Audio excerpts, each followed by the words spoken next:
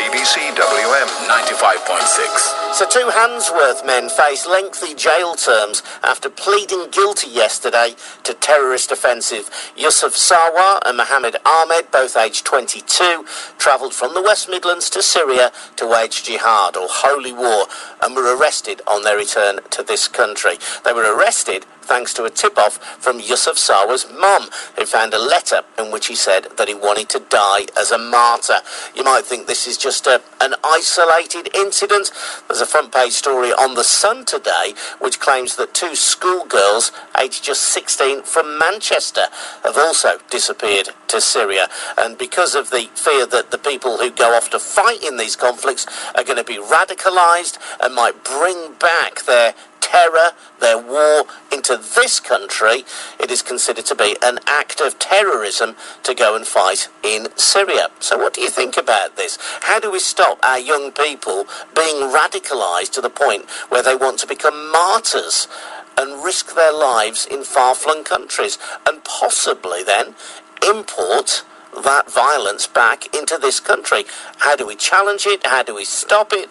Maybe you think there's nothing wrong with people wanting to go and fight wars in far-flung lands. 03453 00 9956. And what about Yusuf Sarwar's mom as well? She apparently tipped off the police after seeing this letter in which he said he wanted to die as a martyr. Would you?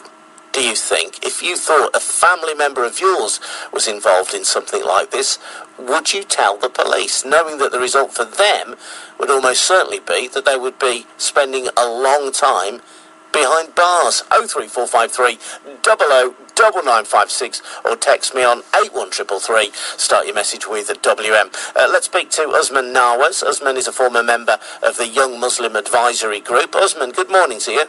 Morning, Adrian. How serious is this radicalisation, do you think? Radicalisation is incredibly serious.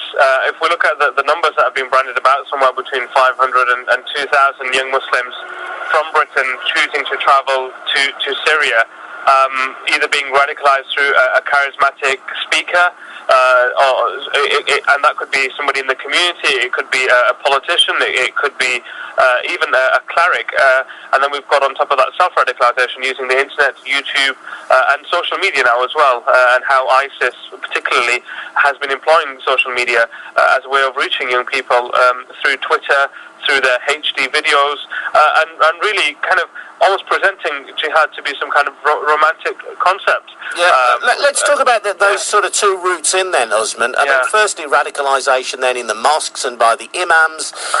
How widespread is that, do you think? The vast majority of mosques and imams in the UK are incredibly responsible. I certainly haven't attended a mosque in my entire life where I've heard anybody espousing extreme views. But the reality is we do have to recognise that there are people out there who are inciting hatred, who are inciting violence, who are encouraging others to go and take part in this struggle abroad. This is not jihad of any kind. When people are going there, they think they're going to fight the forces of the Bashar regime. The reality is that the nuance is it's a much more nuanced situation over there, with groups, militants fighting each other. Nobody really knows who the good guys and who the bad guys are anymore. So I think that the mosques need, in general, however, need to create more resilience. I think we need to create stronger young Muslims who are able to effectively rebut extremism and extremist messages. I think there needs to be open spaces within mosques and community centres and local communities in general, where issues about Syria, grievances, really it is an emotional subject, and everybody is angry that it has gone on for far too long. But let's talk about it. Let's have the conversation in a constructive manner within our local communities. And people have made the point that the British government was dedicated to the overthrow of President Assad. David Cameron actually brought a bill to Parliament hoping to get approval for military action against President Assad. So if radical preachers or people on the internet tell our young people President Assad is a bad man, they only need to point to the example of David Cameron to back up their case.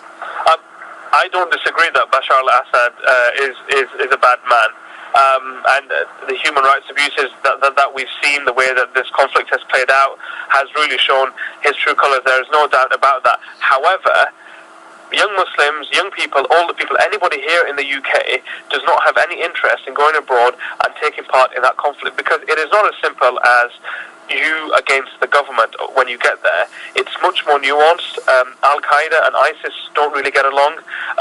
Not everybody has recognized the caliphate, the so-called caliphate that ISIS have established. So, it's not as simple as just going out there and forces, because there's a lot more internal differences between the militants and between these jihadists and terrorist organizations, essentially. So there needs to be a lot more actual awareness about what is going on in Syria.